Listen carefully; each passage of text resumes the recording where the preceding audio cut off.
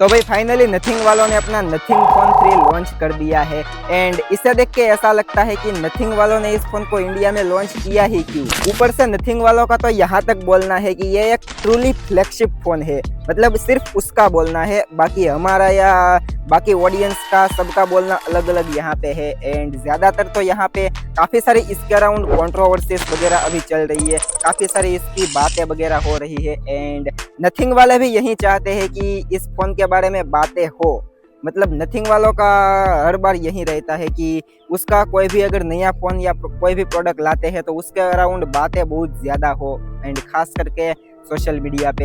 And अभी भी यहाँ पे कुछ ऐसा ही चल रहा है। बट ये सारी चीज़ें तो बाहर की, इसका बोलना उसका बोलना हो गया, बट क्या सच में ये एक ट्रूली फ्लैगशिप फोन है या फिर इसे एक ओवर प्राइस फोन बोलना सही रहेगा। लेकिन यहाँ पे इसके बैटरी, परफॉर्मेंस, डिस्प्ले, इन सभी चीजों के बारे में लोगों के काफी सारे मिक्स ओपिनियन है। तो चलिए इस वीडियो में इन सारे एस्पेक्ट को ब्रेक डाउन करते हैं। सबसे पहले तो इसके प्राइस के बारे में बात करते हैं। तो अगर आप फ्लिपकार्ट पे देखोगे तो इसका 12 to 56 GB वाला वेरिएंट आपको 79,999 में मिलेगा। एंड अगर आपको थोड़ा सा हायर स्टोरेज वेरिएंट चाहिए तो वो आपको 16,512 GB मिलेगा, जो कि आपको 89,999 में मिलेगा। एंड इसके बेस वेरिएंट का प्राइस आईफोन 16 के जितना है, जब आईफोन 16 स्टार्टिंग में आया था तब का। अभी तो उसका भी कम हो गया है, कुछ 69,999 में मिल जाता है। बट यहाँ पे मैं एक बात बोलना चाहूंगा, नथिंग जैसी नई ब्रांड जो कि अभी काफी सारी चीजें अलग अलग ट्राई कर रही है कुछ अच्छा करने की, एंड ऐसी ब्रांड के लिए क्या 79,999 का फोन लाना सही है?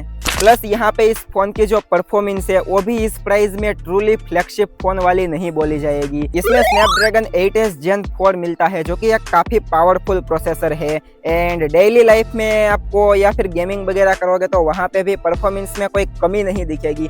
बट यहाँ पे जो इसका प्राइस है उसके हिसाब से ये ट्रूली फ्लैगशिप वाली परफॉर्मेंस तो नहीं है, क्योंकि यहाँ पे फ्लैगशिप में हमें स्नैपड्रैगन 8 इलीट देखने को मिलता है, तो इसमें भी 8 इलीट होना चाहिए था। प्लस यहाँ पे इससे कम प्राइस में iQOO 13 या OnePlus 13 में भी स्नैपड्रैगन 8 इलीट मिलता है। एंड सभी चीज़ों में अगर देखा जाए तो iQOO 13 और OnePlus 13 इससे बेटर ही निकल के आते हैं प्राइस के हिसाब से। इवन इसका जो डिस्प्ले है वो भी एक ट्रूली फ्लैगशिप वाला डिस्प्ले नहीं है। इसके अंदर 6.67 इंच का 1.5 के 120 हर्ट्ज का LTPS डिस्प्ले देखने को मिलता है, ना कि LTPO। तो यहाँ पे इस डिस्प्ले में क्या होता है, रिफ्रेश रेट का थोड़ा बहुत इशू होता है। LTPO 1 हर्ट्ज से लेके 120 हर्ट्ज या फिर 120 से 1 हर्ट्ज तक स्विच कर सकता है।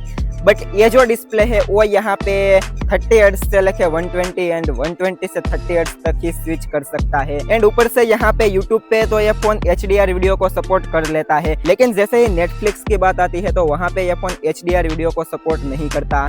एंड बाकी विजिबिलिटी की बात करें तो यहाँ पे इसके अंदर 4500 निट्स की पीक ब्राइटनेस मिलती है। लेकिन फिर भी चलो, इन सारी चीजों में तो कोई बंदा थोड़ा बहुत कॉम्प्रोमाइज कर लेगा। लेकिन अगर कोई बंदा एकदम 80,000 रुपये जितना पैसा दे रहा है तो वहाँ पे फ्लैगशिप वाला कैमरा तो डेफिनेटली मिलना चाहिए।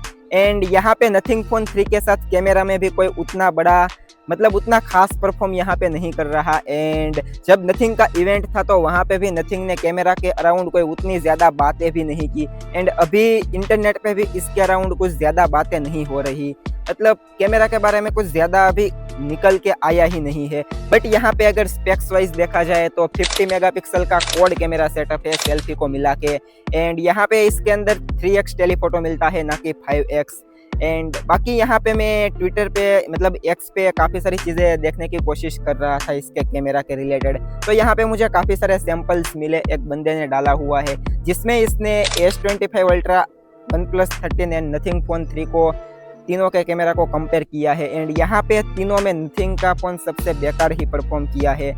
एंड एक और बंदा है जिसने भी यहाँ पे पहले वाली प्रॉब्लम बताई है, जिसमें कि उसने बोला है कि सभी लेंस से जब हम कैमरा में फोटोज वगैरह खींचते हैं तो वहाँ पे कलर अलग अलग आते हैं हर बार, जो कि नथिंग की एक पहचान बन चुकी है, हर बार ऐसा होता है। बट यहाँ पे ये कलर वाली जो प्रॉब्लम है वो सॉफ्टवेयर से फिक्स हो जाएगी आगे इन फ्यूचर शायद। बाकी यहाँ पे वीडियो रिकॉर्डिंग की बात करें तो 4K 60 FPS सभी लेंस से हम शूट कर सकते हैं। एंड अब यहाँ पे एक नई चीज की बात करते हैं नथिंग फोन 3 की, जो कि है ये जो पीछे ये ब्लैक डॉट दे दिया है, जिसे मैट्रिक्स लाइट वगैरह, मैट्रिक्स डिजाइन ऐसा कुछ नाम दे दिया है, जो कि कोई उतना यूजफुल फीचर नहीं है। यहाँ पे मैं कुछ चीज़ें इसकी बता देता हूँ शॉर्ट में।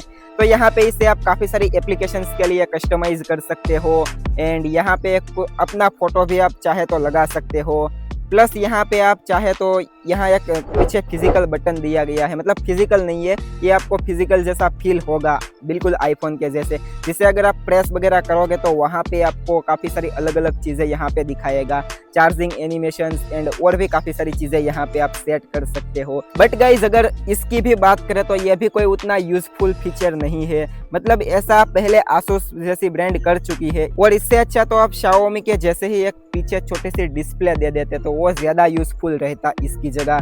बाकी मेरे हिसाब से तो ग्लिफ लाइट ही सही थी, नथिंग की जो पहचान थी उसे ही इस बार चेंज किया है टोटली। बाकी अब यहाँ पे कुछ अदर स्पेक्स की बात करते हैं तो यहाँ पे इसके अंदर 5500 mAh की बैटरी दी है सिलिकॉन कार्बन वाली, 65 वोट का फास्ट चार्जिंग भी है, बट यहाँ पे USB 2.0 है जो कि सबसे बेकार चीज है। अपडेट की बात करें तो अभी ये Android 15 पे आया हुआ है out of box and 5 years के OS अपडेट एंड 7 इयर्स के सिक्योरिटी अपडेट भी मिलेंगे, जो कि ये काफी सही बात है और नथिंग अपडेट में काफी अच्छा है, तो वहाँ पे कोई दिक्कत नहीं है। बट यहाँ पे अब ना कंक्लूजन बताता हूँ कौन कौन सी चीजें हैं जो इसे एक ओवर प्राइस फोन बनाती है। तो सबसे पहला तो परफॉर्मेंस 8S Gen 4 जो कि इस प्राइस में बिल्कुल वर्थ इट नहीं है, 8 एलिट होना चाहिए। डिस्प्ले की बात करें तो डिस्प्ले भी LTPS नहीं LTPO होना चाहिए एंड कैमरा की बात करें तो कैमरा तो चलो ये चीज़ तो सॉफ्टवेयर से फिक्स हो जाएगी। एंड बैटरी की बात करें तो बैटरी में भी सिलिकॉन कार्बन है तो कम से कम 6000 mAh तो होनी चाहिए थी। बाकी यहाँ पे USB जनरेशन 2.0 भी बिल्कुल सही नहीं है, यहाँ पे 3.0 होना चाहिए था। तो कुल मिला के यहाँ पे जितनी भी इसमें मेन चीजें है वहाँ पे नथिंग ने एकदम कॉम्प्रोमाइज ही किया हुआ है। बाकी आपका इसके बारे में क्या ओपिनियन है मुझे कमेंट बॉक्स में जरूर बताना अपने थॉट्स। बाकी मेरे हिसाब से तो नथिंग का ये नथिंग फोन बिल्कुल नथिंग ही बिकेगा। बाकी वीडियो पसंद है वो तो वीडियो को लाइक कर देना एंड सब्सक्राइब भी कर लेना।